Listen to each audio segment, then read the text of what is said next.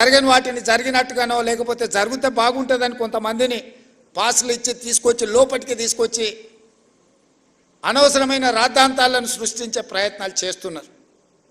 మరి ఇట్లాంటి వాటిని ఎట్లా నియంత్రించాలనో మీరే నిర్ణయించి మీరే వాటిని ఏదో ఒక రకంగా ఒక కొలిక్కి పట్టుకురావాలి. అసెంబ్లీలో పాసులు ఇచ్చినా కూడా అవసరానికి మించి వాళ్ళే వచ్చి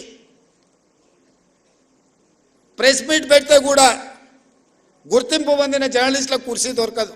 వాడు యూట్యూబ్ అంటాడు, వాడు ఆ ట్యూబ్ అంటాడు, వాడు యూట్యూబ్ అంటాడు, వాడు వచ్చి మొదటి సీట్లలో కూర్చుంటాడు. వాళ్ళు ఏం అడుగుతారో వాళ్ళకి మేము ఏం చెప్పాలో మాకు అర్థం కాదు. ఇది మాకే కాదు మీకు కూడా. నాకు తెలిసి ఒకప్పుడు నేను చాలామంది జర్నలిస్ట్ మిత్రులు నాకు ఉన్నారు. సీనియర్ జర్నలిస్ట్ రాగానే లేచి కూర్చొచ్చి వీళ్ళు వెనక్కి పోయి కూర్చునేటోళ్ళు. మేము పత్రికా సమావేశం పెడితే కూడా ఒకవేళ డెస్క్ ఇన్ఛార్జ్లో లేకపోతే మీ దాంట్లో సీనియర్ జర్నలిస్టులు వస్తే, వేరే సంస్థకి సంబంధించిన జర్నలిస్ట్ వస్తే కూడా లేచి జూనియర్స్ లేచి ముందు వరుస వాళ్ళకి ఇచ్చి వీళ్ళు వెనక్కి పోయేటోళ్ళు.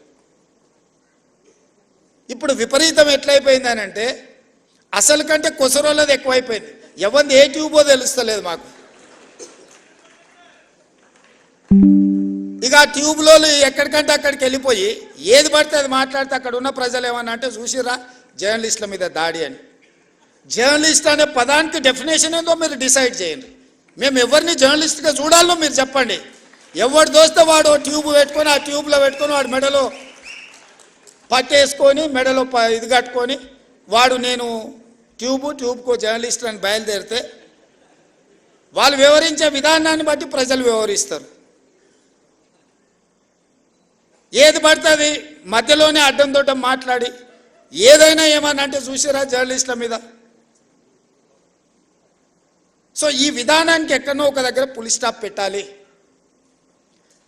దీన్ని ఆలోచన చేయాల్సింది మీరే. ఎందుకంటే ఇంతకంటే పెద్ద సందర్భం నాకు దొరకదు మీకు ప్రభుత్వం వైపు నుంచి కానీ ప్రజాప్రతినిధిగా మేము ఎదుర్కొంటున్న సమస్యల్ని మీ దృష్టికి తీసుకురావడానికి ఇంతకంటే మంచి అకేషన్ ఏమి ఉండదని నేను భావిస్తున్నా. అక్రిడేషన్ కార్డుల గురించి పెద్దలు శ్రీనివాసరెడ్డి గారు చెప్పారు. ఇద్దరు శ్రీనివాసరెడ్డి స్క్వేర్ ఈరోజు మీ సమస్యల్ని మీ ముందర పెట్టారు. నిజమైన జర్నలిస్టును ఒక్కరిని కూడా అగౌరవపరచాలన్న ఆలోచన కానీ వాళ్ళకి అక్రిడేషన్ కార్డులు కానీ ఆరోగ్య భద్రత కార్డు కానీ ఇంటి పట్టాల విషయంలో కానీ మీకు ఎలాంటి నష్టం జరగకుండా చూసే బాధ్యత ఈ ప్రభుత్వం అందని చెప్పి నేను మీకు మాట ఇస్తున్నా. కానీ ఎట్ ద సేమ్ టైం ఈ ప్రభుత్వం ఎదుర్కొంటున్న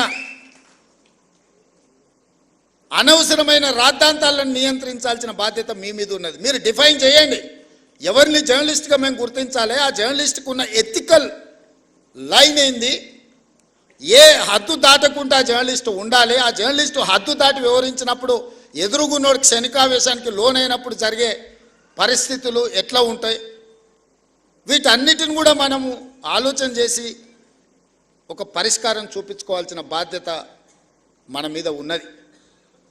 నేను ఇంకొక మాట కూడా చెప్పదలుచుకున్నా.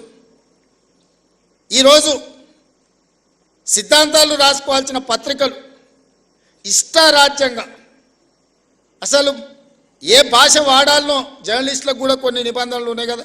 అసెంబ్లీలో మేము ఏదైనా మాట్లాడితే రికార్డుల నుంచి తొలగించడమనో లేకపోతే ఈ భాషకు పద్ధతి లేదనో మనం పార్లమెంటరీ వ్యవస్థలో మనం అనుకుంటున్నాం కదా. మరి పత్రికలకు జర్నలిస్టులకు ఏ భాష రాయాలా, ఎలాంటి భాష వాడాలి, ఏ పదప్రయోగం హోదాని బట్టి రేవంత్ రెడ్డి మీకు నచ్చకపోవచ్చు యాజ్ ఎ ఇండివిజువల్, కానీ Revanth Reddy is Telangana chief minister. Telangana chief minister అనేది ఒక గౌరవప్రదమైన హోదా. ఒక జర్నలిస్ట్ అనేది ఒక గౌరవప్రదమైన హోదా. వ్యక్తితో నీకు నచ్చవచ్చు నచ్చకపోవచ్చు, ఆ హోదా మనమందరు ప్రజలందరూ కలిసి ఇస్తే వచ్చిన హోదా. ఆ హోదాని గౌరవించాల్సిన బాధ్యత ఆ పత్రికలకు కానీ ఆ పత్రిక యజమానుల ముసుగుల్లో ఉన్న రాజకీయ పార్టీ నాయకులకు కానీ ఉండదా? వాళ్ళకి లేనప్పుడు మేమెందుకు పాటించాలా అనేది నా ప్రశ్న. వాళ్ళు ఆ బాధ్యతను మరిచి అసభ్యంగా వ్యవహరించి అసందర్భమైన అంశాలను ప్రస్తావిస్తే న్యాచురల్గా రియాక్షన్ ఉంటుంది. ఆ రియాక్షన్ని మొత్తం జర్నలిస్టులకు మీరు ఆపాదించుకోకండి. దయచేసి వేదిక మీద నుంచి మీడియా మిత్రులకు నా విజ్ఞప్తి ఒక్కటే, ప్రజల కోసం ప్రజల మధ్యలో ఉండి ప్రజా సమస్యల్ని వెలికితీసే జర్నలిస్టులు ఒక వర్గం అయితే, కేవలం రాజకీయ పార్టీ యజమానిని రక్షించడానికి ఆ యజమానికి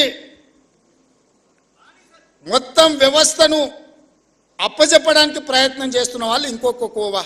ఈ రెండింటిని మీరు విడదీయండి.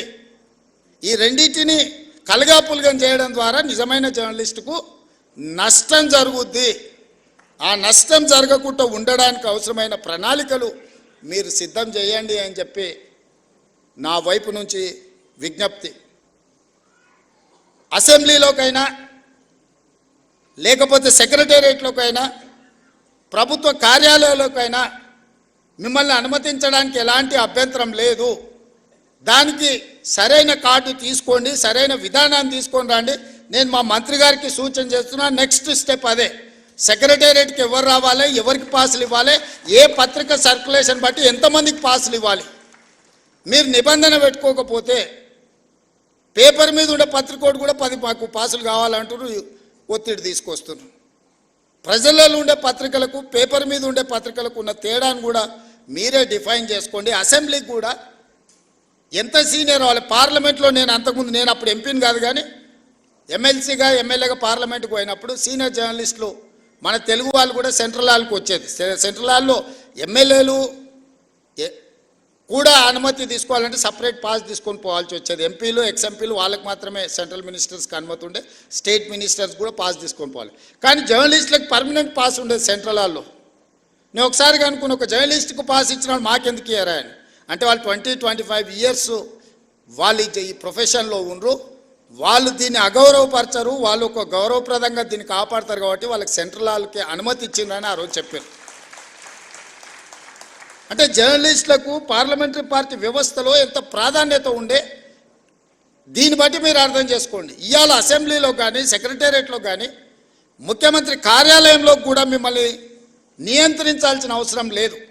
మీరు ఆ సీనియారిటీని, ఆ ఎక్స్పీరియన్స్ను, ఆ పత్రికకున్న ప్రాధాన్యతను మీరు డిఫైన్ చేసుకోండి. చేసుకున్నప్పుడు మీరు వాకిన్ ముఖ్యమంత్రిని కలవడానికైనా, వాకిన్ ఎనీ అదర్ మినిస్టర్ని కలవడానికైనా అనుమతించడానికి మాకు ఎలాంటి అభ్యంతరం లేదు.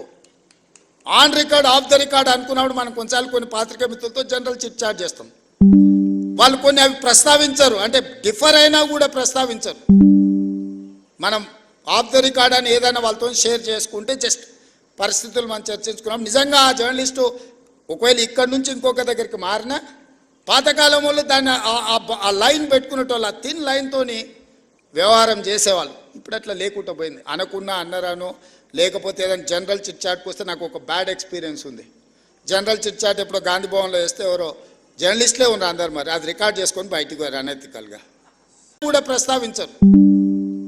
మనం ఆఫ్ ద రికార్డ్ అని ఏదైనా వాళ్ళతో షేర్ చేసుకుంటే జస్ట్ పరిస్థితులు మనం చర్చించుకున్నాం. నిజంగా ఆ జర్నలిస్టు ఒకవేళ ఇక్కడి నుంచి ఇంకొక దగ్గరికి మారినా పాతకాలం వాళ్ళు దాన్ని ఆ లైన్ పెట్టుకునేటోళ్ళు, ఆ థిన్ లైన్తోని వ్యవహారం చేసేవాళ్ళు. ఇప్పుడు అట్లా లేకుండా పోయింది. అనకున్నా అన్నరాను, లేకపోతే ఏదైనా జనరల్ చిట్ చాట్కి వస్తే నాకు ఒక బ్యాడ్ ఎక్స్పీరియన్స్ ఉంది. జనరల్ చిట్ చాట్ ఎప్పుడో గాంధీ భవన్లో వేస్తే ఎవరో జర్నలిస్టులే ఉన్నారు అందరు, మరి అది రికార్డ్ చేసుకొని బయటికి పోయారు అనెథికల్గా.